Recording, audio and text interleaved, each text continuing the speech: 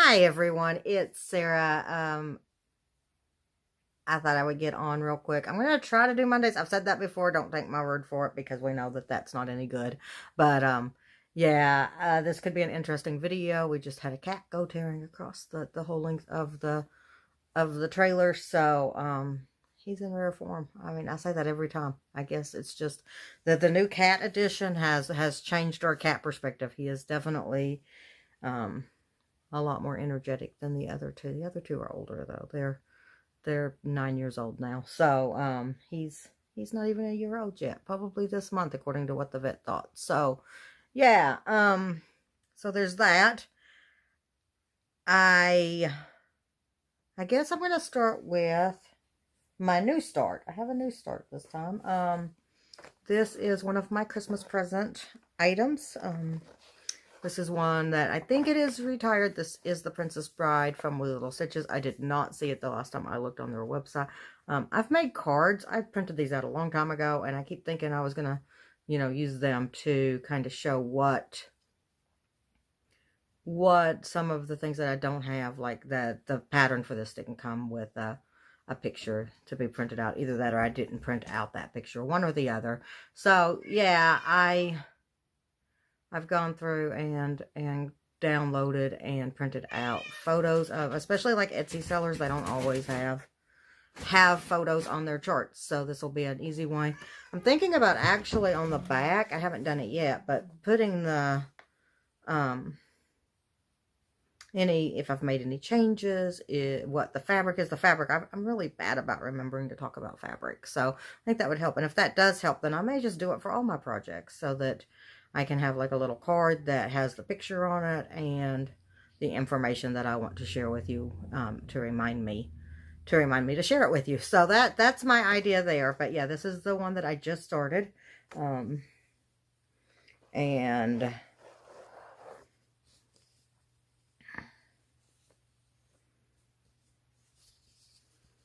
oops, I got it backwards, upside down, sideways, whatever. I got the very first part of Lucine's head.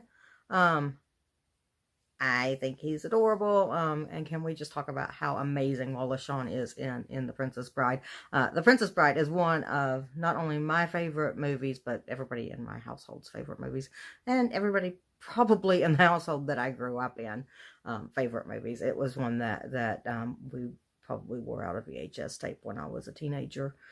And yeah, I'm excited. I think that there will be a Princess Bride viewing this week at some point this week. My goodness, I can't speak.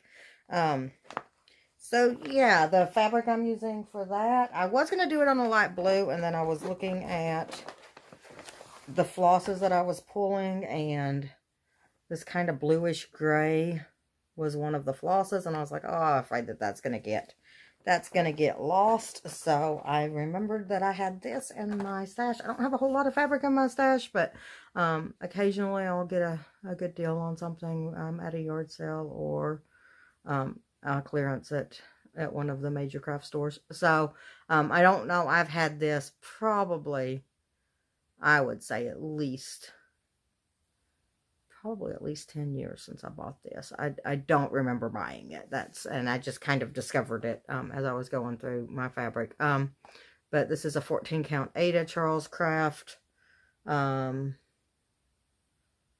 seafoam green. I'm looking at it now. I'm really not sure how long. I may not have had it as long as I thought I did. I thought I probably bought it while we were still in Chicago, but it's possible I bought it here. I really don't know. It's also possible that somebody bought it for me. Like my sisters do a lot of flea marketing and yard sales, so they may have come across it and bought it for me and give it to me. That has happened in the past too. So a lot of times I just don't really know where something came from. But yeah, seafoam green is the cloth that I'm using, 14 count Ada.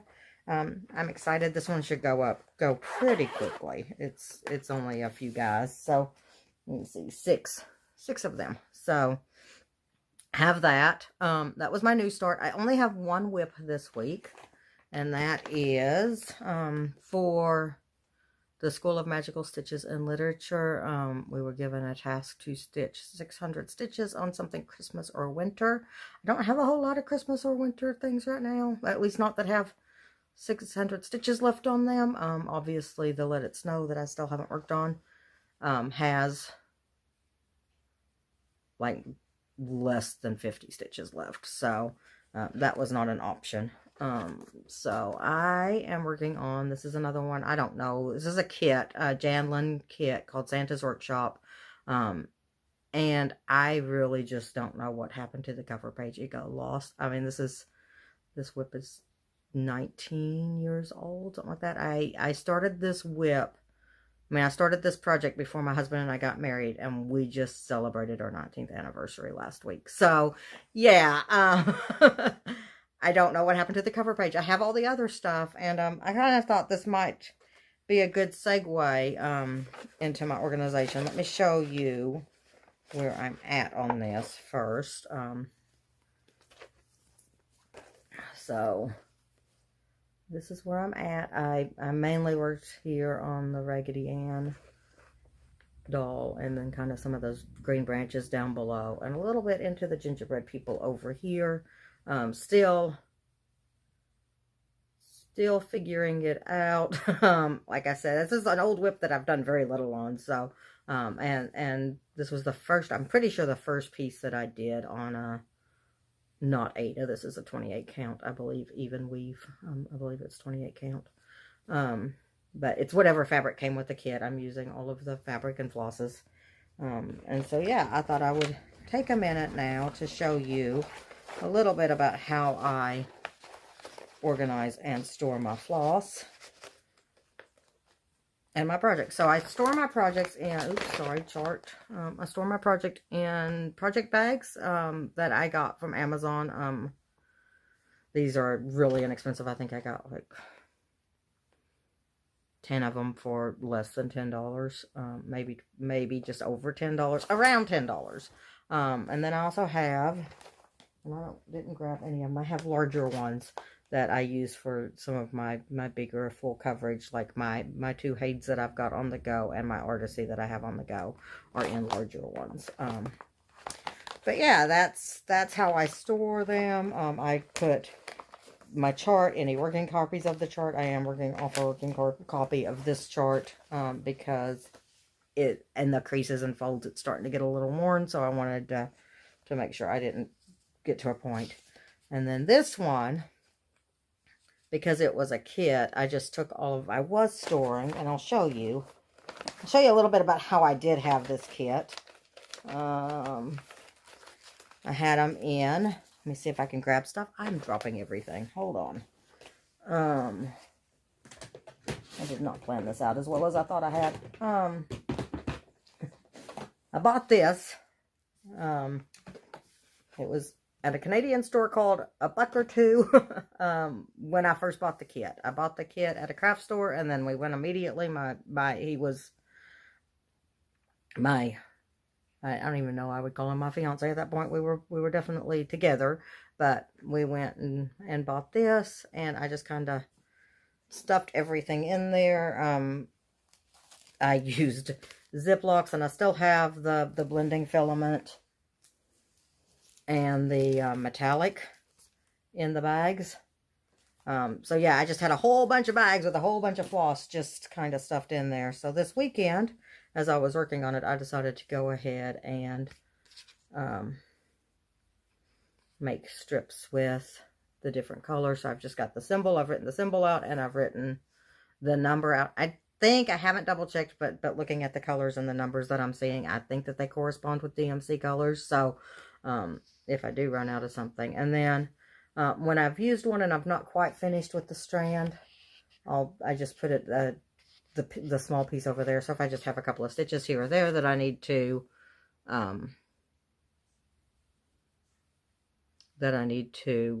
keep, because it's a kit, I don't want to run out if at all possible. I'll just put it over, punch a hole and put it over on that side for the shorter pieces that I've already used a little bit of. I have these, and then I also have, this is one that's only used for half stitches, so I've marked on this my half stitch symbols and put over the thing. On this one, I've just kind of taken the small strands and put it off to the side here. So yeah, that's that's how I've organized this one now. But yeah, I was working out of this tub with all these plastic Ziploc baggies in it. I do have some other stuff in there that I discovered when I pulled this kit back out. So I'll show that real quick. Why not? It's here. And I don't know that it'll be here again.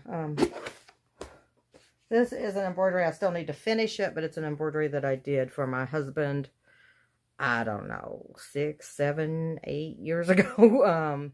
It would have been over 6 years ago because we've been here for 6 years, and I know for sure that I did this when we lived in Chicago. I say that, I don't know for sure anything. But yeah, it's a raven, and then it's got some of the words from Nevermore. In fact, you can see Forgotten Lore right there. This is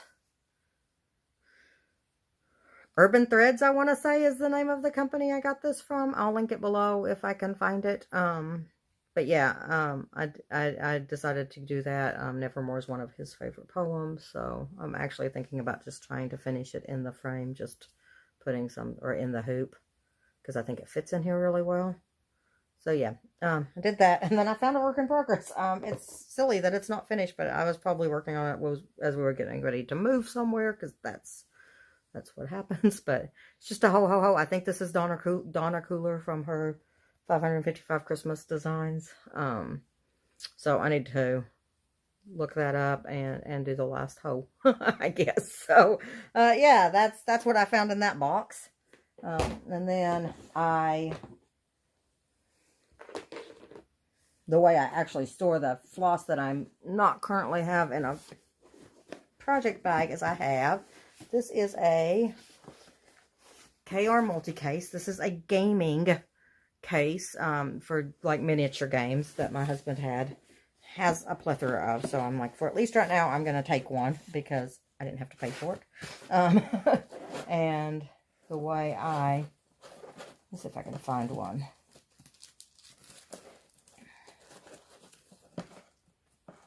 The way I started out is I use the floss away bags.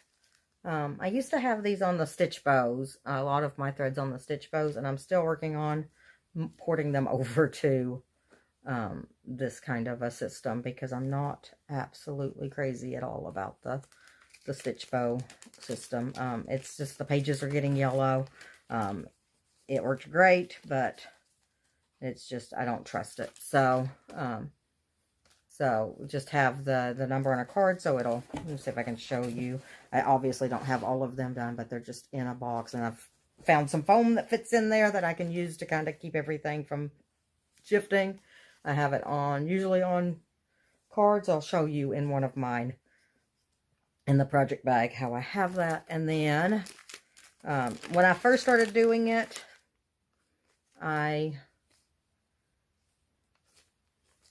had it on, I would just measure out 3-foot lengths, and then I would put the extra on a bobbin. But I really don't like working off a bobbin, so now I am just doing where you double it over 4 times, so you get 8 lengths, and then I will put that on there. I'm trying to use up my bobbin, so I don't have to worry about that too much. And then in my project bags, where is, bring out the Princess Bride one.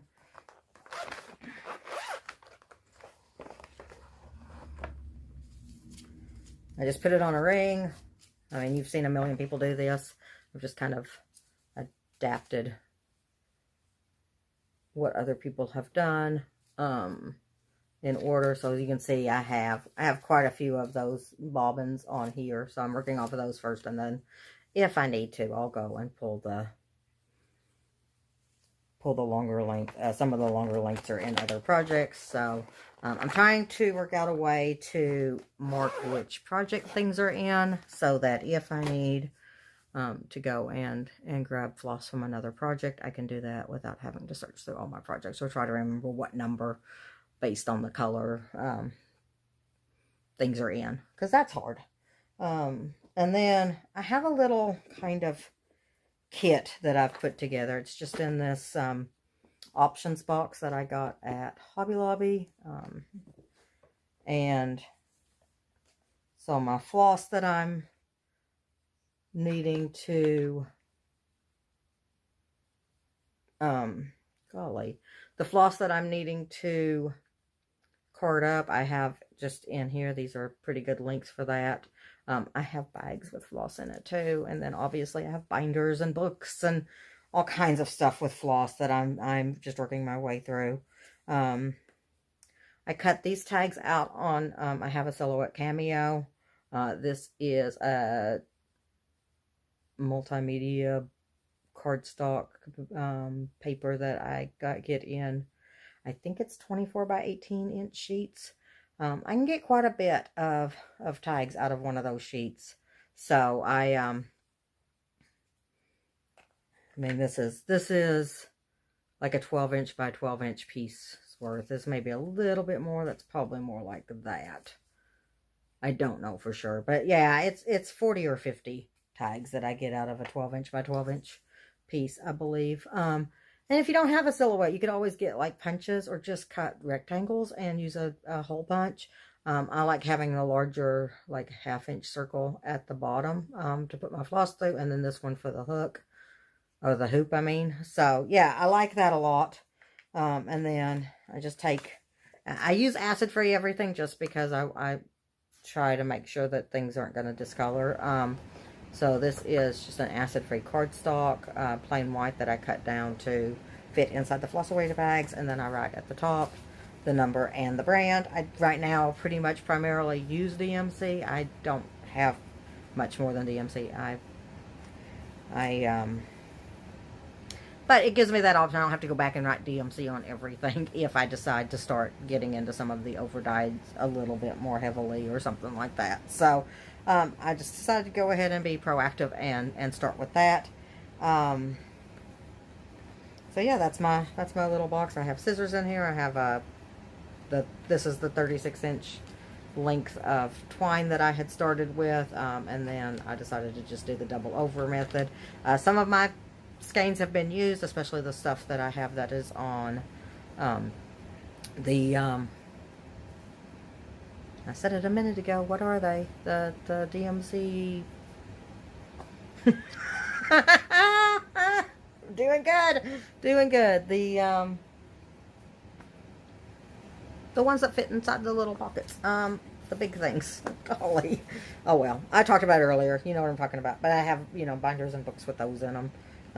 So some of those have been used, and I just kind of gauge it based on, I'll pull this out and use this for that, and then put the extra on off to the side or something, or just in the bag by itself. But yeah, that's pretty much my storage of my floss.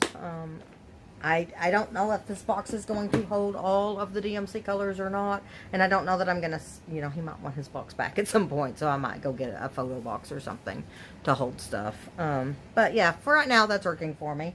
It's really easy to get in and access to pull out the flosses that I need. Okay, I am going to segue here, and it's going to be an awkward segue, but I want to do some mentions of some things. I've decided not to do like my FlossTuber of the week or month or however often I do these, and instead just want to do some mentions of some things that people in the cross stitch and FlossTube community are doing that I think is pretty awesome. So it'll allow me to talk about what I think is exciting, and it may just be that I watched a video by somebody and I just really enjoyed it. It might be an event or project that they've got that they're working on that I like. So and I'm going to start with that. Stitching Jules, she's I think I've mentioned that she was one of my very first, if not my very first FlossTuber that I watched. Has started a list of FlossTubers on her blog, and she's putting demarcations beside the FlossTubers that have less than 1,000 subscribers to try to encourage people to watch those of us that haven't hit that mark yet, which I think is pretty awesome. And so you can go and check that out. I will put a link to her YouTube channel and to her blog post down in the description, so you can easily find those. And yeah, I just think it's an amazing thing. I'm going to start going through it and try to find some new FlossTubers because, I mean, I watch a lot of FlossTube because I stitch and watch FlossTube a lot. So it'll be fun to kind of maybe see some of those that haven't just shown up on my recommended list for whatever reason. That's usually what I do is I go through my subscriptions and then I just start, watching the recommended list. Obviously I subscribe to a lot of the big names, but there's a lot of names out there that I don't recognize. There are people out there that have like 70, 80 videos that I'll come across for the first time. YouTube's a little finicky sometimes with that stuff. And then I was excited to see a new video from Suzy Reno. I just enjoy her videos a lot, so I wanted to do a little shout out to her. I don't know Suzy other than from her FlossTube, but I thoroughly enjoy what she does. So I'll link her latest video or her YouTube channel one on in the description. And then the last thing I want to talk about is, and this is going to kind of lead into my plans part, but Jen Lee, Quirks and Stitches, is going to be doing another 24-hour cross-stitch challenge. This time she's invited other members of the community to stitch with her and her mom and her husband. So I'm going to do that. My plan is I'm going to start stitching at 4 o'clock on Friday, and I'm going to stitch until I'm just, I feel like I need to go to bed. So usually I go to bed somewhere around 1. I'm assuming I'll probably stitch until about, somewhere between midnight and 1. And I'm going to then sleep because I think that come Saturday morning my stitches would look pretty awful if I didn't sleep, because I know myself and I don't do well with no sleep. I've done charity events that are 24 hours, but they don't require stitching. They require board games, which is different. If I mess up at a board game, I'm not having to frog them. So yeah, I will have a nap. I'll have a regular night's sleep, which for me is probably means I'm going to be waking up around 8 o'clock. So I'm going to say probably somewhere between 9 and 10 I will start stitching again, and I will stitch until 4 and until the event is done. That is my plan. Every hour or two I'm going to switch to a different WIP. So if I'm really, really enjoying working on something, I'll probably give it 2 hours instead of just the 1. So that's my plans there. I've started my first full coverage Fanatics 90-day challenge. I tried the 100-day challenge. I got sick. Things didn't work. So I thought maybe I'd try the 90-day challenge. I am going to work on the Dragon by Valenti cross stitch. This is another one of my Christmas projects. This one's for my brother. This is my progress on it at the beginning. So I will be working on that for the next 90 days, hopefully. And this one, there's like a weekly update, so I think maybe that'll help keep me. With the 100 Days of Hade, there was just a post a starting picture, and then at the end of the 100 days, post a finish picture. And I think having the weekly update might help me. I'm also going to use this for a couple of the homework challenges for School of Magical Stitches and Literature. I'm going to use this for the Fat Lady Disappearing, because I am about 75% done with a page finish, and they said that a page finish is fine. I'm also going to use it for the dark stitching for the Dementors. Obviously there's a lot of dark colors down there. I'll probably do that first and then do the Fat Lady, because by the time I do 300 stitches for the dark stitching, it's definitely going to be 75% done. It's right at the cusp. I haven't counted, but it's obviously this is the bottom of the first page up there. So it's obviously close.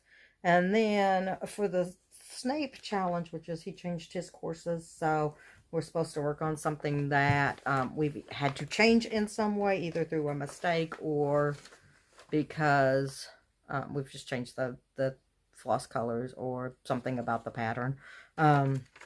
So this one, Beautiful Bird, I've mentioned before that I have my fabric got stuck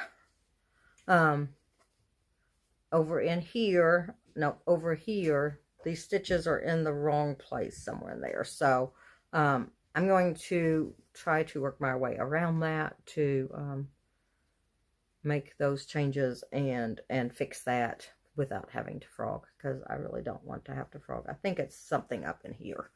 So I'll have to look at the pattern to see exactly where, but I do know that the mistake is there. So, and I'll be able to kind of post about that in the post. Sorry about that. If you see a weird jump cut in there, I had a phone call, so I decided to start the game part over. So my next thing is my game. It is Werewords. It is by Ted Alspach, published by Bezier Games.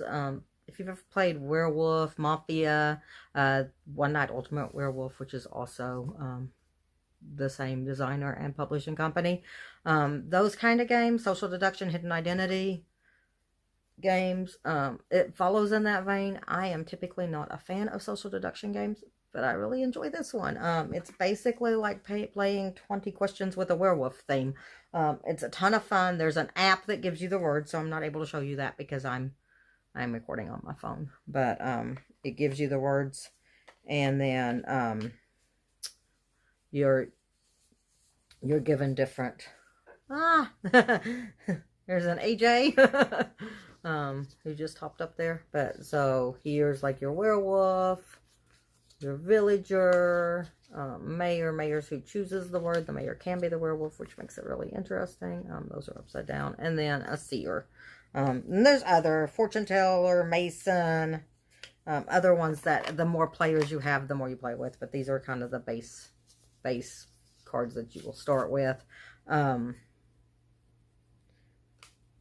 Your villagers are just people. They're villagers. They don't know anything. The werewolf is trying to keep the villagers from guessing the word. Like I said, the mayor picks the word. The seer knows the word and is trying to guide the villagers towards picking that word. So you're going through, there's a timer, everybody's asking 20 questions, of which the mayor can hand tokens out to the person who asked the question. So we have a yes, a no, a maybe, and then there's a so close. So if somebody comes really close to the right word but didn't quite make it, or you're too far off, you're way off. So those are the tokens that the werewolf, I mean not the werewolf, the mayor can hand out to the players. We have the deluxe edition, which has more rolls in it. There is a base edition that came out first. We waited and pre-ordered this so that we could get more rolls and play with more people, because I've mentioned this before, I have a large family. So and then I took this to our family get together last weekend. Well, the weekend, not this past one that just happened, but the weekend before that, and it was played by all people of all ages, it seems like, all weekend long. We brought it out Friday night. My almost 6-year-old and almost 9-year-old niece and nephew have just had a blast with it. They played it almost nonstop Saturday afternoon until it was time to go. So yeah, it's something that can be played with all ages. You may have to help because you have to read. You have to be able to read the words. So the youngest one had to have a little bit of help with the words and stuff. But yeah, it was fun. They got to ask yes or no questions, so it's easy for even a young child to understand how to play. And it's one that I recommend as a non-fan of social deduction games. It's one that if you have friends or family that enjoy that kind of game, kind of the deduction and figuring out who's what, this one I highly recommend. That is all I have for you today. I'm hoping I'll be back next Monday. Like I said, no promises. I've made those before and we know how that works. But yeah, I'm excited to get some more stitching done and to join the 90-day challenge. And I'm really excited. I'm hoping to do next Monday so that I can share my progress with the 24 hours of cross stitch as well. I'll see you then. Have a good week. Thanks for watching. Bye.